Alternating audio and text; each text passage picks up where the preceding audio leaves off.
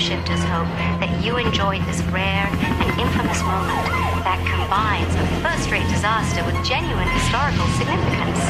But now it's time to take a deep breath and get those cameras out as we prepare to temporally reset you to one of the most fantastic catastrophes in history. Are you ready?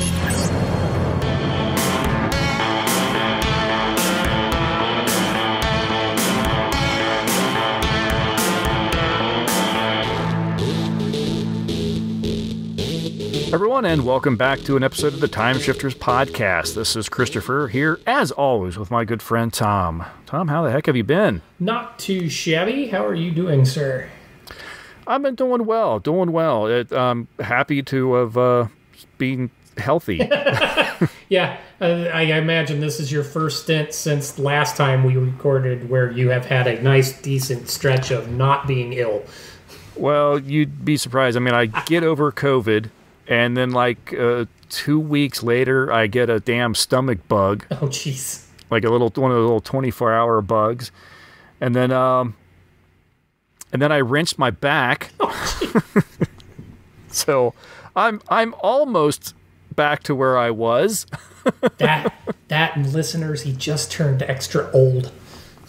Yeah, that's where I think the back wrenching was just kind of a reminder that my birthday was coming up. Boy, we've had some news come up since the last time we recorded. Unfortunately, a lot of it's kind of sad news. A little bit ago, Stephen Walker, who is not a name that a lot of people will know, but he was the founder of the Denver Starfest convention, which I know many of you have heard me mention, which just shuttered its doors this past April. He passed away, unfortunately, and very unexpectedly. And that was very sad for the community and the Starfest family, as well as the entire Walker family. I mean, he helped bring a lot of people together through Starfest. And, that was a family-run convention, and it had been from the get-go way back in the 70s. And very sad news for something like that to happen just so suddenly and such after already the bad news of Starfest having to close down. So certainly I just wanted to mention, my condolences and send, my thoughts go out to the entire Starfest family and in particular the Walker family. His presence will be missed in the community. Yes, you've always talked so lovingly of that particular one, and it was one of those that I've never been able to get to, and always kind of regretted. Yes. Well, believe me, when I left my last Starfest, and it was never meant to be goodbye, it was always meant to be a see you later. Yeah. Other sad news, and this is something that I think everyone has been seeing coming if they follow Rico Browning's kind of career and his appearances and everything and all, is he has passed away at the age of, I believe he made it to 93. He just had a birthday earlier in February. His health had been declining a lot over the past couple years, but he was still doing conventions up until about a year. I think as about a year ago, I think he was still finding his way to conventions. Wow.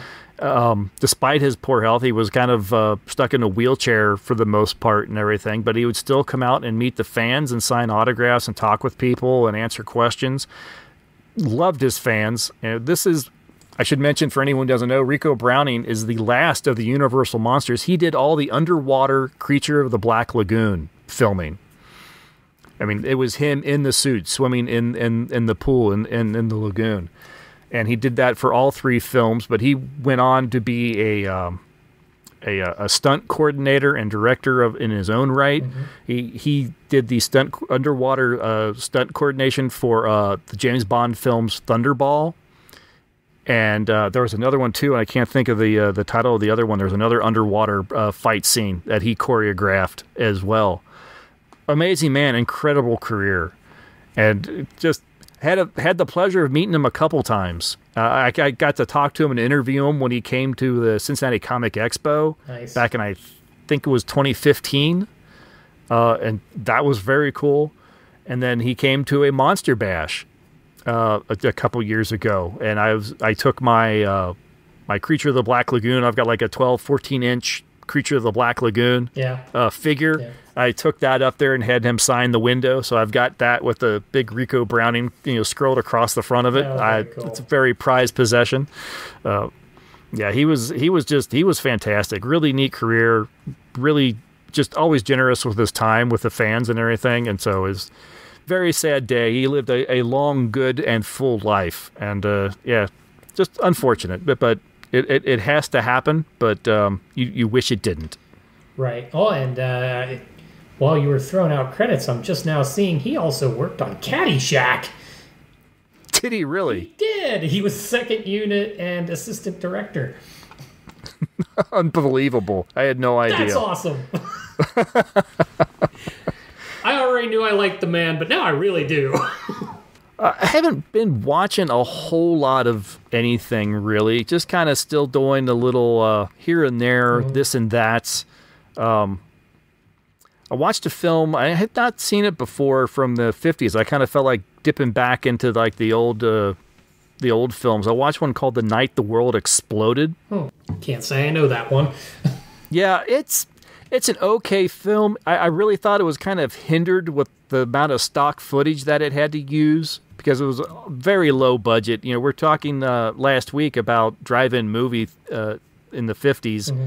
Absolutely, this is a film that would have probably been at the bottom bill or something like that at a drive-in. It's the first show or the last one. Yeah, exactly. That's what I'm thinking. Is when everyone else is either leaving or making out, this is the film that's going to be. This is the make-out movie. Mm-hmm. The one thing that stood out for me in this film, and this is something that happens a lot in the 50s, whenever there's like this a world cataclysm kind of thing, the 50s had such high hopes for humanity because it always comes down to, well, if the world unites, I'm thinking we're screwed. Yeah, I'm not feeling so warm and fuzzy about that these days. Yeah, no. If they all the world unites and does this one thing with their resources or their weapons and whatever, I'm like, yeah, this isn't going to happen in the 21st century. Another film I checked out because they were going to talk about it on the B Moviecast podcast. There is a Italian film called Island of the Fishmen. It's Italian, but it stars a lot of English-speaking actors, and the whole thing is in English. And again, it's one of these films where it's not bad. Yeah. You'll find it here in the States sometimes as Screamers. Not to confuse with the Peter Weller film of the same name from the 90s. Okay. And it was brought over to the States by Roger Corman, who actually shot like about a 5-10 minute segment at the beginning of the film, which is nothing but just an excuse for like some gore effects and everything, I guess, to get people's interest. And then it switches to like the Italian film. It's very bizarre. It has nothing to do with the rest of the film or anything. It's very weird. It's a very odd segment at the beginning of this thing. The highlight, though, is that there are fishmen, and the suits and the effects for these things are actually really impressive for what I'm guessing was a small budget. Yeah. They are actually really good. And they had like 6 full suits. Damn. Yeah, and they had a lot of like these people swimming in these things underwater and everything. It's worth it just for checking out the actual Fishman effect and everything. I'm always mystified, and since we were just talking about with the creature from the Black Lagoon, I'm always mystified when you have that level of work and you're going to do it underwater. It's insane. Yes, no, absolutely. Others have tried and not pulled it off near as well as this, and I was really impressed. And the fact that they were able to have 6 of them, that's really impressive. Very often you'll get maybe 1 full suit, maybe 2, and then you get like just a bunch of arms and legs that they like flail in front of the camera or something. The last film I'll mention is one, and this is a warning to keep away from it. Love those. Yeah, this one I found, I think I probably found it on Amazon, called Monsters of War. Okay. Oh, you know how I found this one? My Roku actually led me astray on this one. Oh, really? The home screen of my Roku, this thing came up as that it was streaming on something. I'm like, all right, that seems like what I'm in the mood for today. So I clicked on it. Oh my goodness gracious. Even for a bad movie, it was bad. There are some child actors in this, which, I'm sorry to like complain about a child actor, but these kids literally were like reading off cards, and they sounded like it. This is how they would talk. Mom, please don't go into the woods. It's like, you couldn't pick kids with a little bit further on their reading scale, anything to make it a little bit more natural. From the directorial styles of like James Nguyen. Yeah. Birdemic kind of level of if Birdemic was Kiddemic, this is what these kids would be. Wow. Honestly, I don't even want to get into it. It's really bad CGI. It's just a whole bunch of people doing the absolutely worst thing you can do in any situation in order to keep the plot moving along. It's just really bad. Just stay clear of Monsters of War. Just consider this your warning. Don't watch that one. Even if you like bad movies, trust me, this is so bad. It's not even funny bad. That's rough, because been there, done that with way too many films where you're just like, this has no value. Yeah, it really.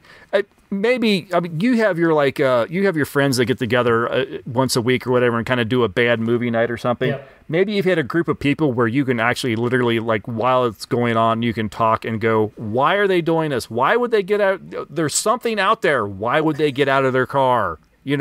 That's the level of stupidity. You have to be prepared to misty the thing all the way through. Yes, absolutely. But other than that, I haven't been doing a whole lot. I have been occasionally diving into the Star Trek animated series. Okay. Like the original, the like original 1970s. One. Yeah. Shockingly good series. I mean, not too bad. Hell, but Oh, yes. But honestly, not terrible stories if you just take the story part out. Yeah. And well, even some of the stories you could tell are really good ideas. Mm-hmm. Stretched into a 30-minute story, and there's a lot of padding in between. Yeah, there's a few episodes where, like, look, it's the Enterprise again.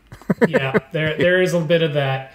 The thing I always kind of marveled at with that animated series, since I finally got to get around to watching it, is it did get to do what the series couldn't do, which was actually have more aliens on it. Yeah, and aliens that weren't just different colored paint on their face. Yeah. And they were crew members, which yes, which was excellent, because that was a thing that I felt was kind of missing.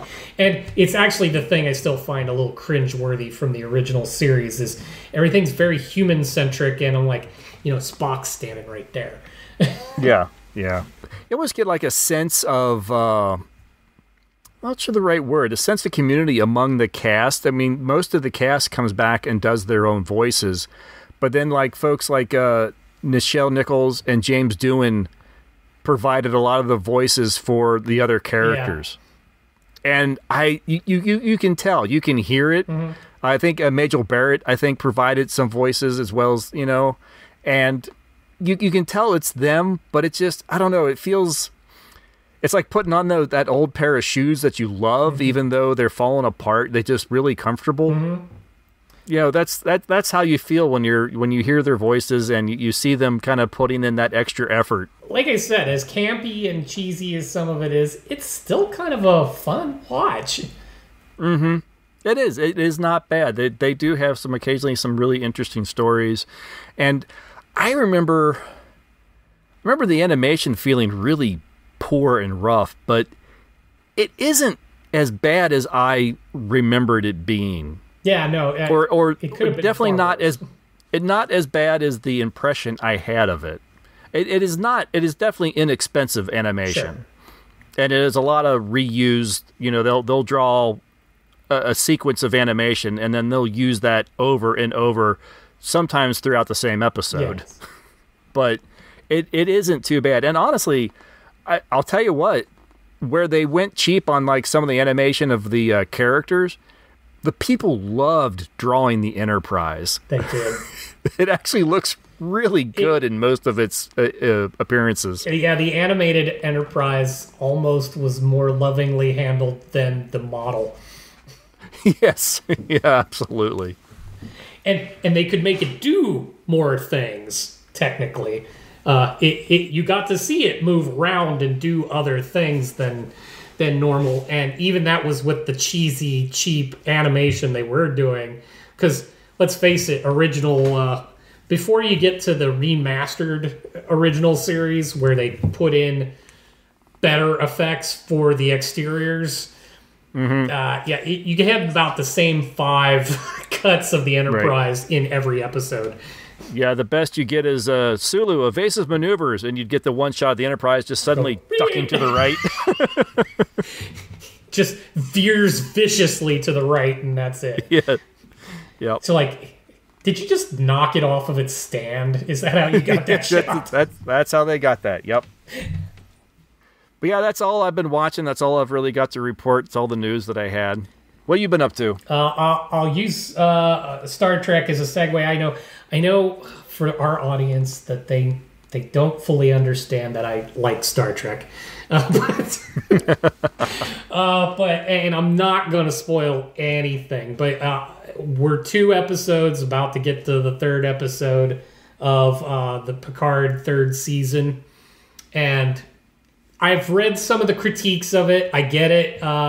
Taking Star Trek into grittier territory is always a little rough. It starts to feel like it tarnishes.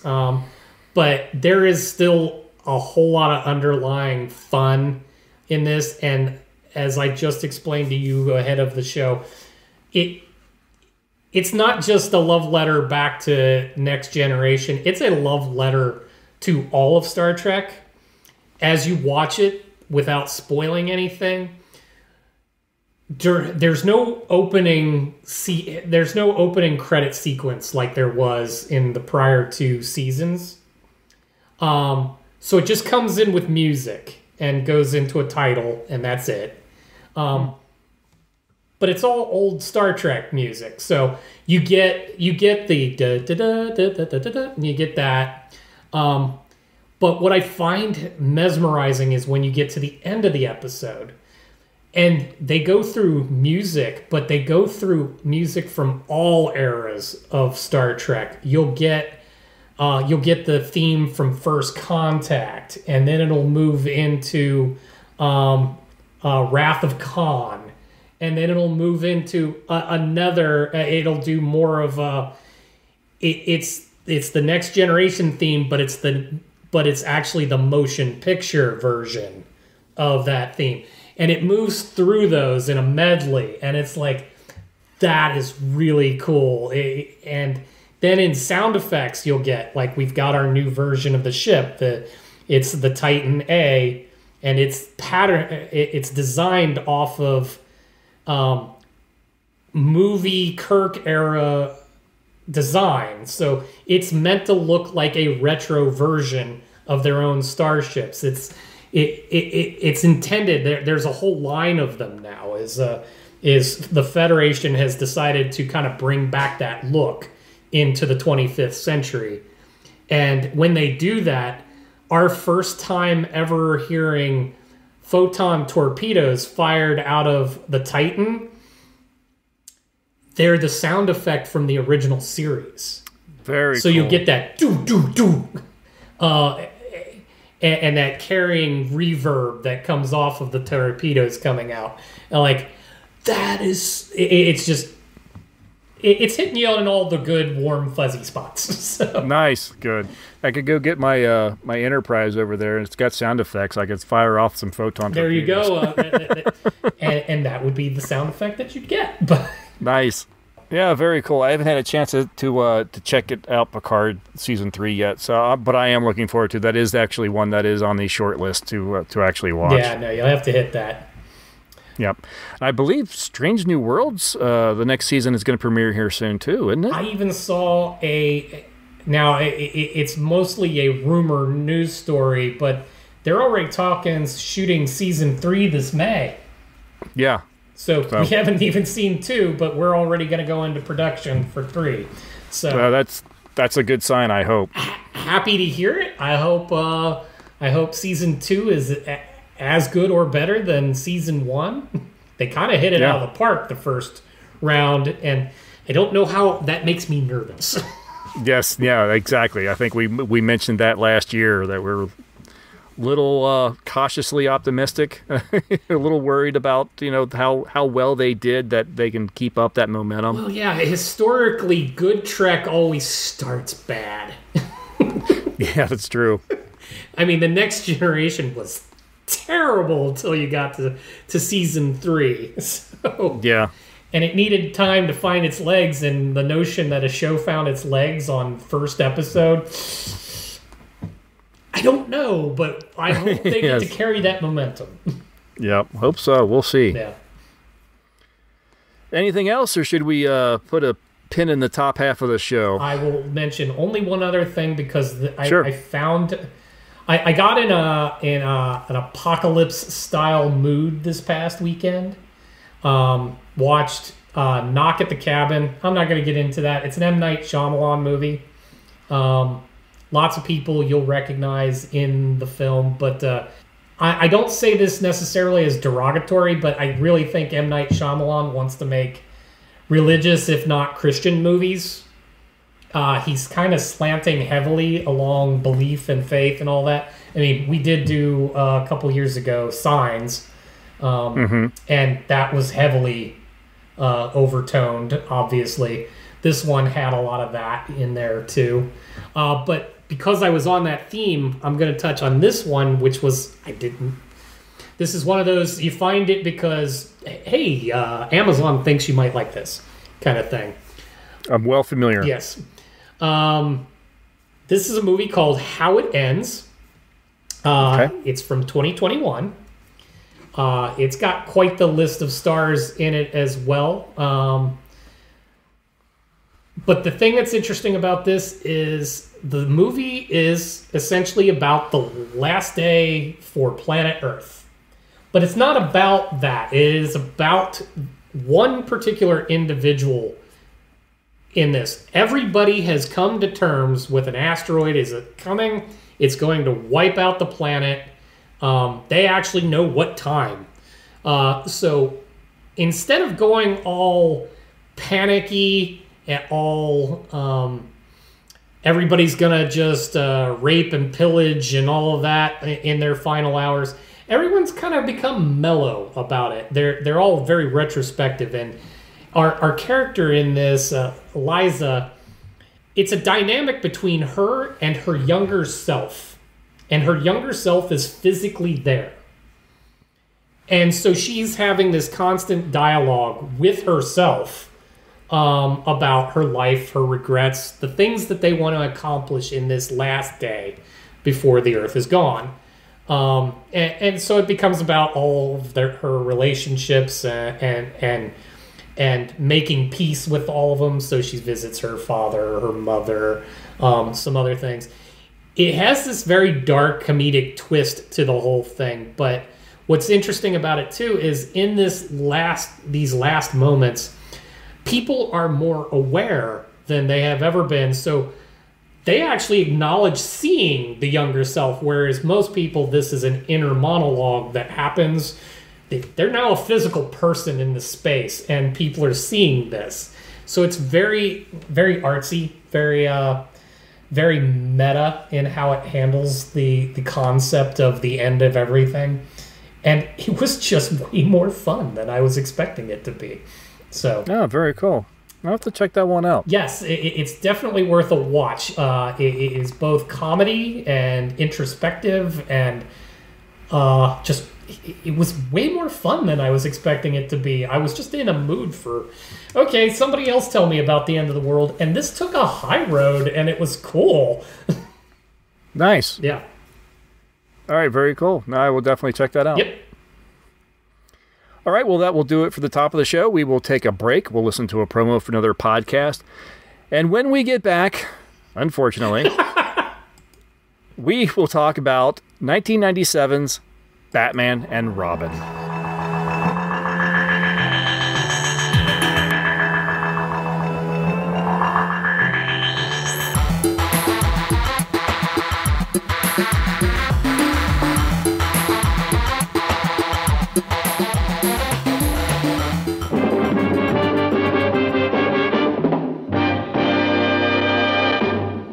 Emergency. Batman speaking.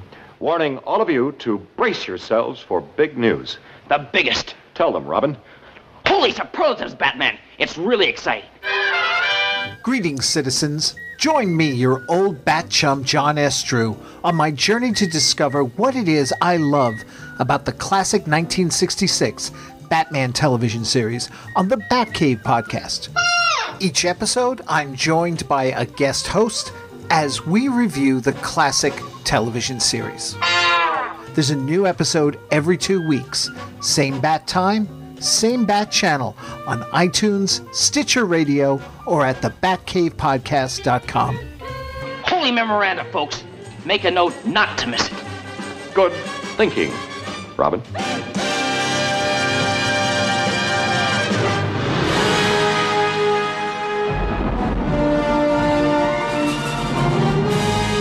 My name is Freeze. Learn it well, for it's the chilling sound of your doom. This is the way the world could end. Please, show some mercy. With ice. With a kiss. With venom. I probably should have mentioned this. I'm poison. Poison Ivy. And the only man who can stop them. Hi, Freeze. I'm Batman. Can't do it alone. Batman will watch his beloved Gotham perish. Bundle up, boys. There's a storm coming. Kill the heroes! It's the hockey team from hell. Cool party. Arnold Schwarzenegger. All right, everyone, chill. George Clooney. Julie, I'm not the marrying kind. I know you've had your wild nights. Good night. Wild doesn't quite cover it. Chris O'Donnell. I want a car. Chicks dig the car. This is why Superman works alone. Uma Thurman. So many people to kill. So little time. Alicia Silverstone. And you are? Batgirl. That's not awfully PC. What about Bat Person? Found the Batcave. She knows who we are. Guess we'll just have to kill her. Yep. In a Joel Schumacher film. Strength and courage. Partners? Honor. Partners. And loyalty. Partners. It all comes together. We're going to need a bigger cave. Batman and Robin. Directed by Joel Schumacher and starring Arnold Schwarzenegger, Uma Thurman, George Clooney, Chris O'Donnell, Alicia Silverstone, and Michael Goff. The fourth and final film in this run of Batman movies, preceded by 1989's Batman, Batman Returns in '92, and Batman Forever in 1995. Batman and Robin face off against a new villain in town, Mr. Freeze. Victor Freeze was a scientist caught in a freak cryogenic lab accident while trying to find a cure for his dying wife. He has to maintain a 0-degree body temperature and uses a specially designed suit powered by diamonds to do so. Meanwhile, Dr. Pamela Isley is killed by a rival scientist who has used her experiment in plant-human hybrid mutations to create the giant super soldier Bane.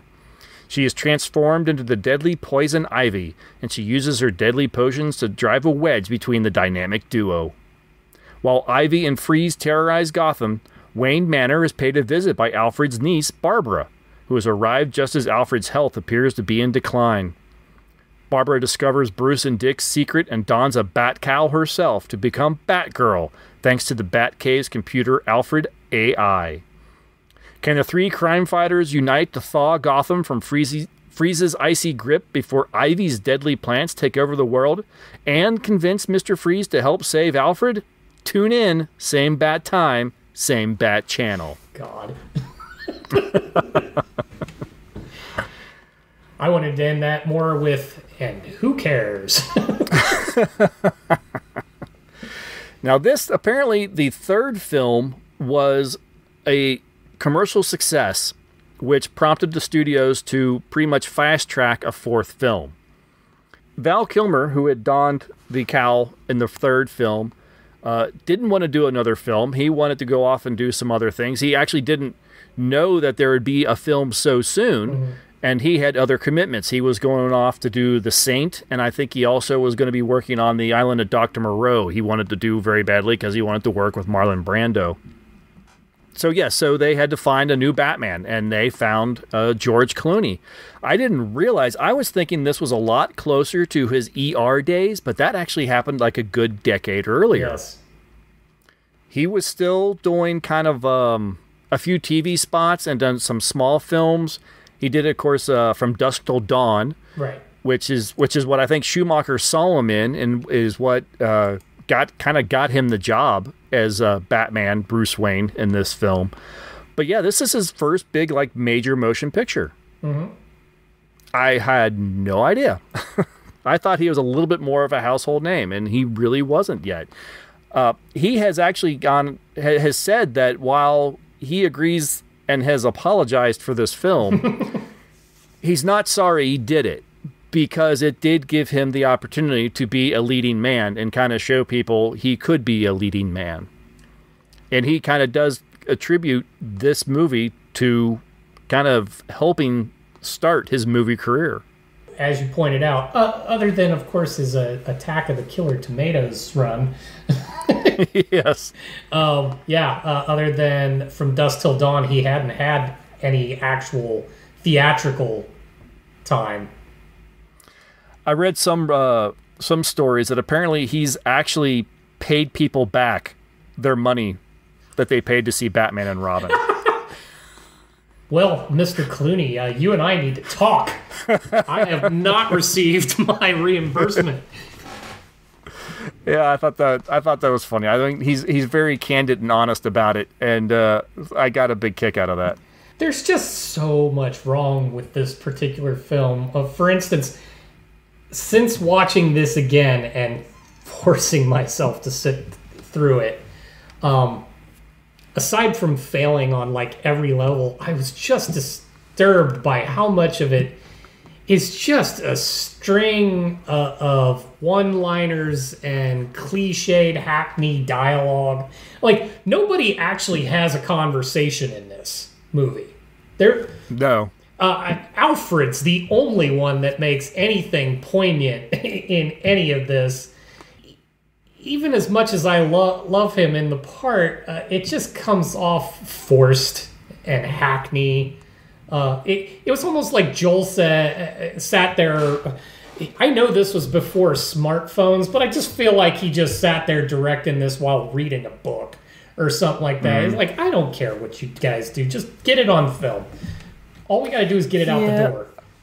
No, I don't necessarily agree with that. I think he was. I think what we see on screen, it's all very intentional. They were going for the camp. They were trying to kind of harken back to the 1960s Batman.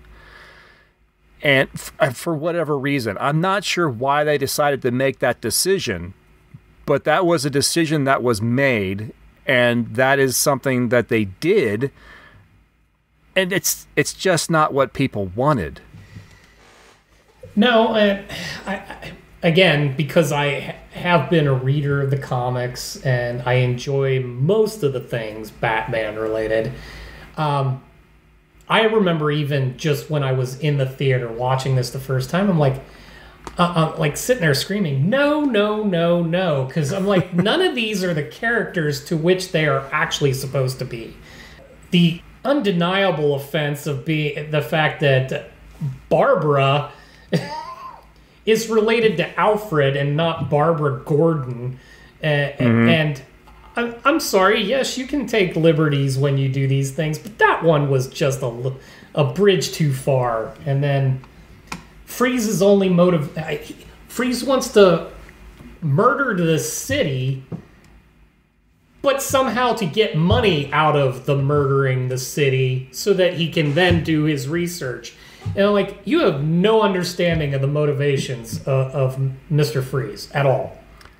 I did appreciate that in this film they did lift from Paul Dini's story Heart of Ice from the animated series to give Freeze his backstory.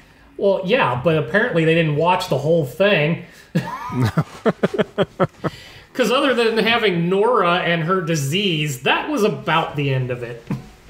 I suppose, but I just how influential that animated series ended up being. Not only did it create a character like Harley Quinn that now is like synonymous with the Batman franchise, that beginning for Mr. Freeze has become like the favored canon. Mr. Freeze was, of course, a character that was created long before that series came along, and he had probably just as many origin stories. Sure. But that is the one that everyone has now decided, yep, that's the canon, that's the one we're going with. And so this film did pick up from that. So I appreciated that. I thought that was cool.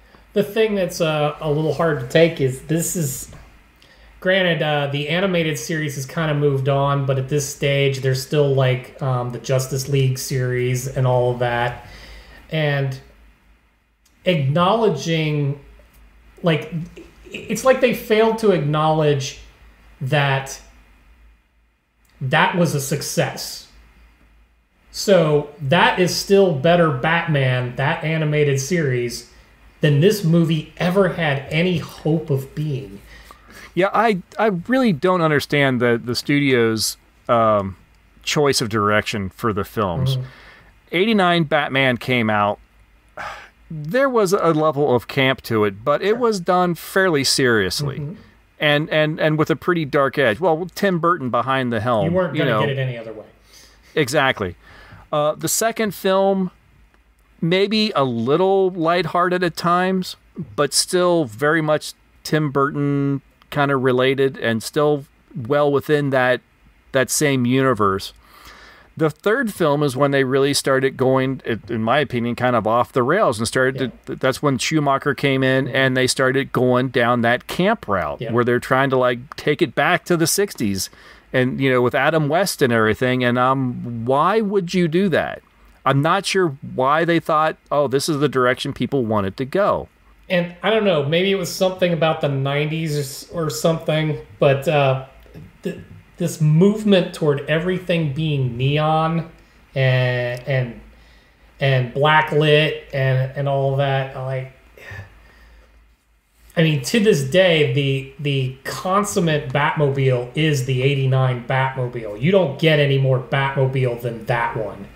And then all of a sudden Schumacher comes in and everything's blue glowy and weird setups and over dramatic fins that don't make any sense. And you're like, where are you?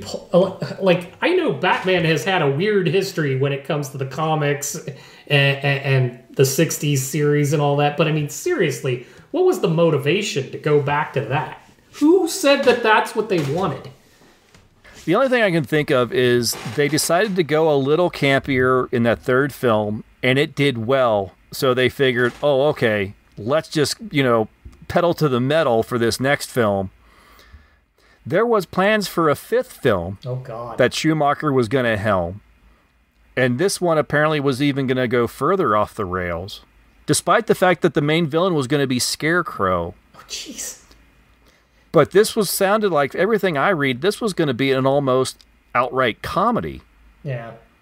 I mean, it sounded terrible.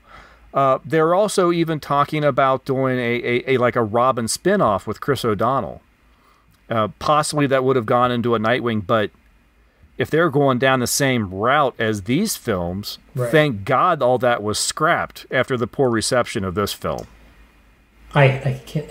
Yeah, we've only been saved by the fact that it was as terrible as it was. Yeah, exactly. Well, and it would be, I think we were wondering how long it had been. It was 8 years before another live-action Batman hit the screens after this.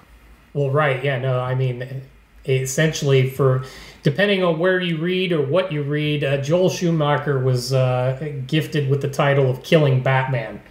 Mm-hmm. He's actually come out on record, too, and apologized that, you know, he says, we didn't intend to upset people. We didn't intend to make a bad movie. We didn't intend to screw this up. Right. And he does. He's actually kind of apologized that didn't go as well as he had planned. Yeah, this is where you almost need to be that, or you want to talk to Hollywood insiders and go, seriously, what was the thought process? What was the motivation? Why did you think this was what fans wanted? Yeah. Yeah, you're talking about, the Batmobiles and everything looking ridiculous with all the blue, the flashing lights and the fins and everything. And in this one, the spinny wheel at the front. Yeah. Don't know what the hell that was supposed to be. But that carries over even into the look of Mr. Freeze. I mean, he looks like he's going to go host a rave somewhere. The joke that came to mind while I was even watching it is I'm like, did Schwarzenegger go back to the set of Blade Runner and pick up a reject suit from that movie? Or not Blade Runner, Running Man. Sorry, Running Man. He looks like something he would have to run across during the game, doesn't he? He does. Like, I'm thinking of like the hockey guy that was in all the lights and all that. I'm like, you look like that guy. Yeah. Like this is not. You're not supposed to look like a Running Man reject. Yeah, and I did not like all his. And you're talking about the one-liners. Oh. 90% of them come from Mr. Freeze. And they're not even all that good. No, they're terrible. He's like, he's not Mr. Freeze. He's like, oh no, it's the evil dad joke. Yeah. The Iceman cometh. Like, what the hell? Everybody chill. Yeah. Oh yeah, not a single thing that he uttered didn't end up with some tortured pun in the saying. And oh god. And then there's Balloon Man, or better known as Bane. Yeah, and honestly, I mean, he's played by a big wrestler, but I think they obviously put him in like some additional muscle suit or whatever, and it looks like it. It looked like he was wearing just foam rubber. Yeah, like you could have convinced me if I didn't know that there was like a wrestler in that suit. You could have convinced me the little guy at the beginning was just wearing the inflatable suit that they blew him up in. Yeah, it had the same look of like the Teenage Mutant Ninja Turtles outfits. Kind of, only the Teenage Mutant Ninja Turtles look better. Yeah, except less impressive. Right. Right down to the effects, like at any point not a single bit of ice looked like it was ice. Oh, there's a moment when someone gets out of their car after it's been iced. He opens the door, and the icicles on the side of the door sit there and wiggle. Yeah, they're flapping around because it's clear that they're just plastic of some kind. Yeah. Yeah. Going back to Bane, any fan, well, if there's any fans of Bane, considering he's kind of like a villain or whatever, had to have absolutely been pissed at this film. Oh yeah. Bane is a hyper-intelligent, well-rounded individual, and in this, they turn him into just a growling ape. Oh, mindless. Yeah. Absolutely no. There's no point for him to be there. They could have just had any thug. And then I had to giggle for a second because I had forgotten he was in there, but John Glover showing up as the Dr. Jason Woodrue, the guy that made Bane and supposedly killed Pamela. Just like, why? What was this for? I read a story, some little bit of trivia, so take it as you will, because I'm reading it online or whatever. That John Glover had said that before saying action, Schumacher would sit there and go like, remember, we're making a cartoon. And so John Glover's like, it's kind of hard to act when you're when you got that kind of attitude coming out of your director. Like I said, I take your premise that this was all intentional, but yes, that attitude, that whole, we're going to do it this way, but we're not taking this serious in any way. And I get it. It's a comic book character. You can do this 1,000 ways. But none of what they chose worked. No, the only one I would give them any... I don't think the portrayal of Poison Ivy was as bad as the portrayal of the rest of the characters. I'm not going to say it was the best portrayal of Poison Ivy, but in the context of this film, I think that she was the best. It's an incredibly low bar, but I will give you that. Like I said, of the performances that I got out of this, Alfred was probably the shining moment in this. I mean, I actually felt bad for George Clooney, especially this go-around on this. I'm like, you have no point in it. Like, Batman and Robin have almost nothing to do with this other than to bicker with one another. Mm-hmm. And then this constant tug toward partnership and family and all that there's no motivation for it. There's no reason. You don't care. Like, quite frankly, you're all whiny, including Batman. Mm-hmm. Like, I don't like any of you at any point in this film. And the part, and I have to bring this up only because I'm a huge Nightwing fan, I am miserable that Chris O'Donnell is basically wearing Nightwing's outfit. If you take the cape off and you turn the red bits blue, you got Nightwing. Yep. Take the nipples off, too. Yeah, whereas George Clooney's career kind of started to grow after this. Schwarzenegger's definitely didn't have any issues, and neither did Uma Thurman. Yeah. Chris O'Donnell's and Alicia Silverstone's almost came to a screeching halt after this film. It only occurred to me when I started digging up the film, like, oh yeah, Chris O'Donnell, he was Robin. What in the world has he done? He's been working. He didn't just completely disappear. He's moved into doing a lot of television and stuff like that most recently. But yeah, he was like one of the sort of young Hollywood up and comings at the time. And then he stopped. Well, you have to kind of get, I don't know what he and his agent and all that were capable of. But yes, if this was supposed to showcase his talents, all he did was whine through this entire film. So you took somebody that is an incredibly handsome man and you made him a whiny little boy during the entirety of the film. So if this is what you get to see him in, it's very off-putting. Yeah. And it doesn't showcase any skill. All he had to do is sit there and piss and moan. Right.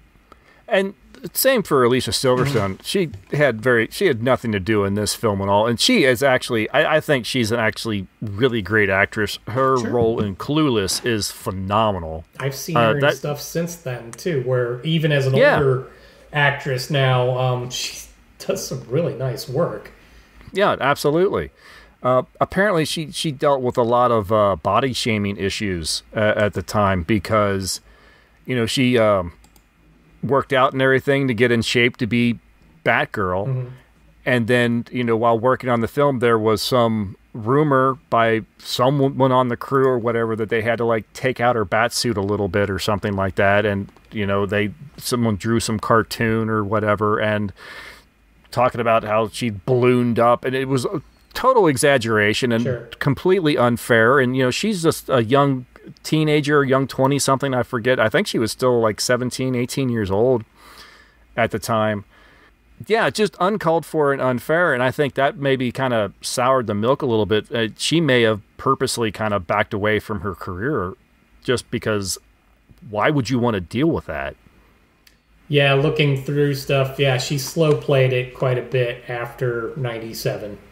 Yeah, which is unfortunate. So I think, we lost out on her appearing in other films, and who knows what we could have gotten from her after that. Well, and hearing that story, I'm just going to get a dig on the Globe in general. I'm getting tired of people being petty. Yeah, oh, absolutely. What is it, your business? She's making a movie. You're not. Shut up. Yeah, exactly. So why we picked this and put it into this year's theme? I was wondering, because as I remembered the film, overall, I think this film can be a bit garish. I don't know if it really does look pretty. Right. But a highlight of the film for me, and the only really saving grace, is the look of Gotham City in general in this. I think is phenomenal. The sprawling city, the sky rises, it all has that outrageous... It's everything you kind of saw established in the Tim Burton films on steroids. It is, and actually you can pull a bit of the animated series out of that Absolutely. too. The over-exaggeration of the size and scope of what still feels a little 30s-ish. Because it's all very Art Deco. It's all very, very garish is the perfect word. But then it's also on a scale that's unfathomable. Like, I mean, it's a ridiculous scene when they chase down the giant statue. But you can picture Gotham in this scenario with a giant statue like that just lumbers over the landscape. Yeah, the garish is more directed at like the Batmobile and the actual bat suits and all the residents of Gotham, I think, can be pretty garish. But actual Gotham City itself, I think, looks incredible. Yeah.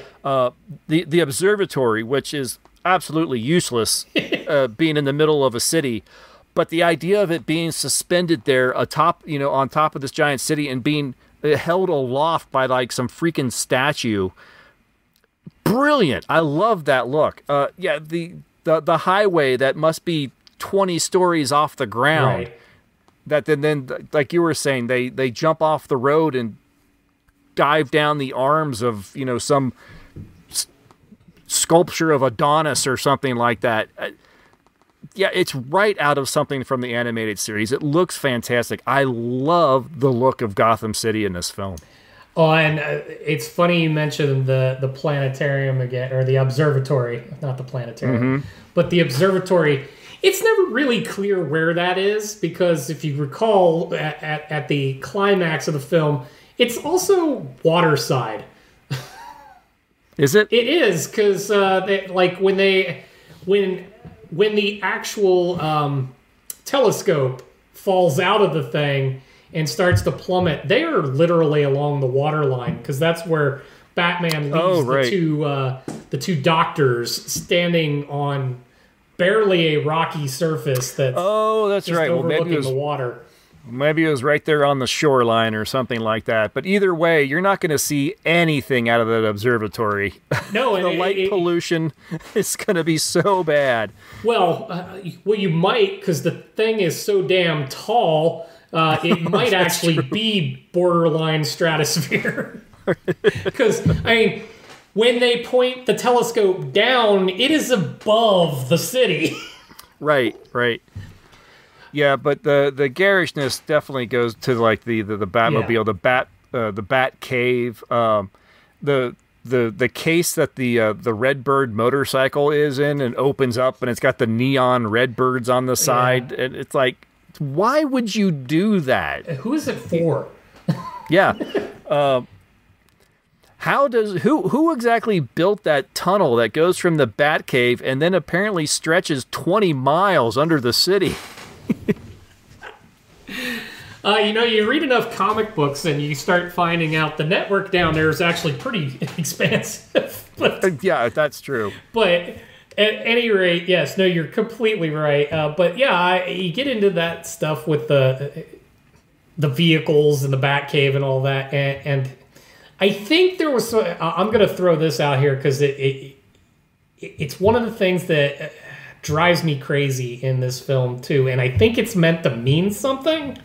I'm just not sure where they're going with it. If you notice, in Batman and Robin, he now has a partner. Mm-hmm. Robin's been with him since at least the last film, and yet the new Batmobile is a single-seater. Yeah. Whereas all the prior ones were not. I think you're supposed to read something into that, but because this movie has zero depth, we didn't touch into any of that at all. It's just so they could have the Robin with the line, I want a car. Yeah. Chicks dig the car, which is I think it was in the trailer. But thank God they didn't get into any other vehicles. Oh, didn't they? Well, the climax of the film, that is something that actually I remember reading that they really wanted this film to be, as they put it, toyetic. Yeah. They wanted toys to come out of this movie. Sure. Boy, did they get their money worth on that. Because, yeah, the climax of the film, we've got, everyone on there's a bat cycle for Batgirl. Robin is in some weird-ass bat ski or something like that. Yeah. Batman's got some bat hovercraft or something. Oh. I have to pick on this before we ever get near to wrapping this up, though. Did you happen to notice that we introduced Batgirl in a scene? She shows up to save the guys from Poison Ivy. Mm-hmm. And she's in a standard black bat suit, essentially. But immediately upon leaving Poison Ivy, they all go get their crazy funky vehicles and already switch into new outfits that have silver lining on all of their trim. Yeah. And like, really? Yeah. You already needed a fashion change within the past 20 minutes? Yeah, well, that's what's going to sell more toys. Oh, that, and they gave her the bat ears long enough for her to take them off. Yeah, they had like the little, she wore it as like a crash helmet while she was on the bike. Yeah, and she ripped it off because it was important to see her long, luscious hair. Right. That bat suit, however, is repainted and then used in the Birds of Prey series. Is it seriously? Yeah. Barbara in that show when she dons the bat suit. Yeah. That's from this movie. Interesting. Yeah. Actually, of the suits, hers was probably the least objectionable. Yeah. Well, reuse, recycle. Come on. But I felt it was still sexist. Because the guys had nipples. How do you think that movie would have gone over if they had put nipples on the Batgirl suit? Yeah, we do have to. The nipples were actually introduced in the third film, but they were highlighted in this fourth film for some reason. Oh yeah, they were on everything all the time. It didn't matter which version of the suit they were wearing, but yeah, I can't help but pick. They chose, rightfully so, not to do that for the girl's outfit, but it doesn't make it any better that it was on the men's. No, I hated the suit up scenes for all three of them, especially the gratuitous butt shots. Yeah, that was just awful. Yeah, no, it hurt. It really did hurt because I am such a. I love the character of Batman. I love his rogues gallery. I love Dick Grayson. I am a Nightwing fan through and through. I love that all hit me right at the right times because that was Dick growing up at the same time I was crossing those thresholds of going into college and becoming my own person, and he did all of that at the same time. So it touched me in the right spot at the right time, and then to watch them do this to these characters was just miserable. Well, let's go see what everyone else thought about this film. We did get some comments from the social medias. Over on Discord, Matt chimes in that says, this movie had the misfortune of being far too late. If this exact same script was used 30 years earlier for Adam West and Burt Ward's Batman and Robin, we would have all remembered it fondly and as one of the greatest Batman movies of all time. Nothing in this movie is a bug, it's a feature. That's a very interesting take, and I can't say he isn't wrong. But I don't know if I would take it so far back as to the 60s Batman. This movie made me really think of like the 70s cartoons. Okay, the old Super Friends stuff. Super Friends and Batman and Robin had their own cartoon for a while as well, and that's what I was really thinking of. They're like the early scenes with Batman and Robin. They're fighting Mr. Freeze, and they're on the ice, and they fall down, and they click their heels together, and they suddenly have ice skating. They have skating blades on their boots and everything. And like, this is all right out of those cartoons. It very much is. And it's clear that that's what they were shooting for. I mean, actually, it's one of my fonder memories of the third film, which is still not a favorite of mine. But that first time Robin is actually getting to be Robin, and they get to the island where and he goes, "Holy great, Batman!" And Val Kilmer goes, "What did you say?" He's like, "There's a grate here, and it's full of holes." Like, right. That was cute. I liked it. It was a fun moment.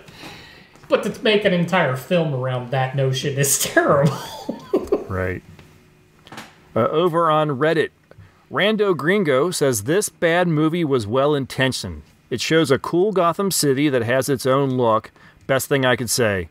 It's half as long as most Batman movies, though, so that's a good thing. That is fair. It was short. Yeah. Johnny Prophet says, I liked it in the vein that it was a spoof of the Dark Knight grim that Batman had become over the 3 previous movies. It was a throwback to the lighter TV series Batman. So, okay. So he actually, and he does actually say Holy Rusty Metal Roof Batman, but I think he's referencing the third film with what you were just talking about. I think it was like Holy Rusty Great Batman or something. He goes on, he says, I mean, nipples for goodness sake. It was a farce, but an entertaining one. Curious, at that point, what roles had Clooney had except for teen comedy? Anyone ever see Return of the Killer Tomatoes? He says that he gives it a 7 out of 10 for being a great farce on the Batman series to date. So yeah, interesting, taking it as an actual farce. Over on Facebook, Jeff Owen says, I enjoyed it 25 years ago. Have no idea how it holds up, or if I should have enjoyed it back then. Ron Moon just says, the nipple batsuit. Floyd Wrestler says, I knew the film was in trouble when it opened with he says the PC, but he means Commissioner Gordon, saying, there's a new villain. I thought, that's the best you can do to introduce Mr. Freeze? The movie didn't get any better, plus it had way too many villains. So, he thought it was a little too overpacked with the villains. Might be right, especially when you think, I forgot about Bane completely. Justin McLean says it's a live-action cartoon meant to sell Happy Meals, and that right there is probably as good a description as you're ever going to get for the film. You nailed it, sir. Yeah.